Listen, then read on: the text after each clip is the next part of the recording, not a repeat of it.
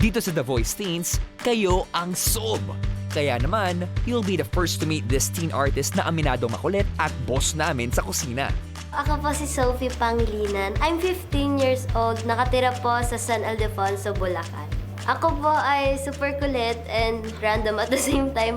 Mahilig po ako magluto, mag-bake. Si Mami po ay nag-cater po. Nagluluto din po siya. Di ko na po naabutan yung parents ko na magkasama. Nung bata po ako, nag-separate na po sila.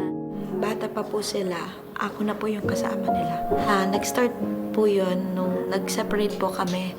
Wala na po silang communication, even support po. Napaka-interesting kung paano ka natuto kumanta kasi dati daw nagpaparenta kayo ng... Videoke po.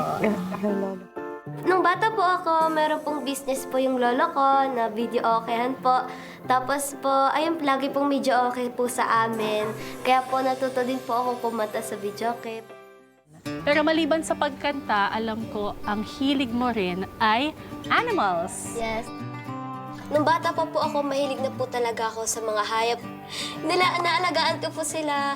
Tapos, nagtuturo din po ako ng mga ibon po, ng mga pusa, iba-iba pong hayop. Paano tinatrain yung ibon? Anong pinapagawa mo sa ibon? Kasi po, baby pa lang po sila. Parang sinasanay ko na po sa kamay ko po na,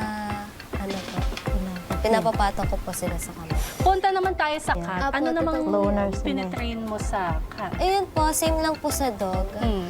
Sit, spin, like, stay din po. And syempre, yung sit pretty. Sit pretty. Okay, so may sit. Ano yung sit pretty? Ganon. Yan. Ganyan? Ngayon po nga harap na po ako sa blind edition. Super excited na po ako at syempre po medyo kinakabahan kasi po first time